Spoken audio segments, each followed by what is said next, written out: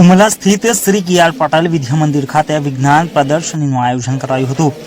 ભરૂચ જિલ્લાના ઝઘડિયા તાલુકાના ઉમલા સ્થિત શ્રી કે.આર. પટેલ વિદ્યા મંદિર ખાતે રાષ્ટ્રીય વિજ્ઞાન દિવસની ઉજવણીના ભાગરૂપે ગુજકોસ્ટ ગાંધીનગર અને પરમલોક વિજ્ઞાન કેન્દ્ર ભરૂચના ઉપક્રમે બાળકોમાં વૈજ્ઞાનિક દ્રષ્ટિકોણનો વિકાસ થાય તે હેતુથી વિજ્ઞાન પ્રદર્શનીનું આયોજન કરાયું હતું, જેમાં શાળાના વિજ્ઞાન શિક્ષિકા શ્રીમતી હંસાબેનના માર્ગદર્શન હેઠળ જુદી જુદી 15 કૃતિઓ બાળકો દ્વારા બતાવવામાં આવી હતી।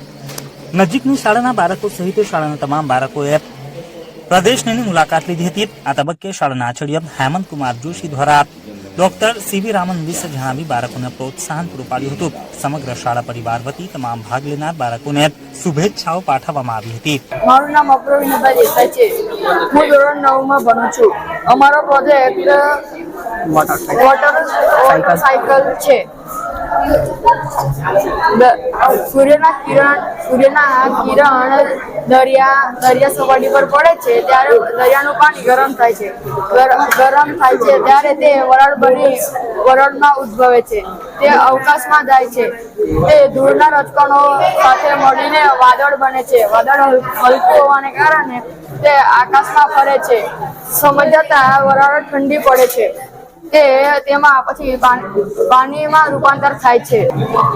તે પાણી ભારે હોવાને કારણે તે ધરતી પર પાછું આવે છે અને વૃક્ષથી જમીન દ્વારા તે દરિયામાં જાય છે। આમ જળચક્ર ચાલતું રહે છે સતત।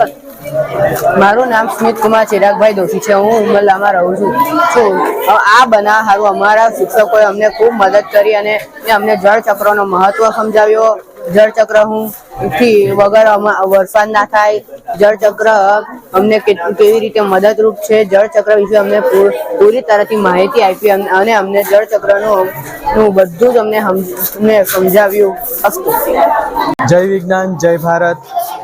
આજરોજ અમારી શાળામાં રાષ્ટ્રીય વિજ્ઞાન દિવસની ઉજવણીના ભાગરૂપે ગુજકોસ્ટ ગાંધીનગર અને પરમલોક વિજ્ઞાન કેન્દ્ર ભરૂચના સહિયારો પ્રયાસથી શ્રી કે.આર. પટેલ વિદ્યા મંદિર ઉમલ્લામાં બાળકોમાં વૈજ્ઞાનિક દ્રષ્ટિકોણ નિર્માણ થાય, બાળકોમાં વૈજ્ઞાનિક કૌશલ્યનો વિકાસ થાય તે હેતુ માટે આજે અમારી શાળામાં અલગ અલગ પ્રકારના પ્રોજેક્ટ્સ બનાવવાની એક સ્પર્ધા રાખવામાં આવી, જેમાં 15 જેટલી કૃતિ બાળકોએ રજૂ કરી અને ખૂબ સરસ એમના કૌશલ્ય થકી અલગ અલગ પ્રકારની જે વૈજ્ઞાનિક સિદ્ધાંતોને રજૂ કરતી કૃતિઓ રજૂ થઈ।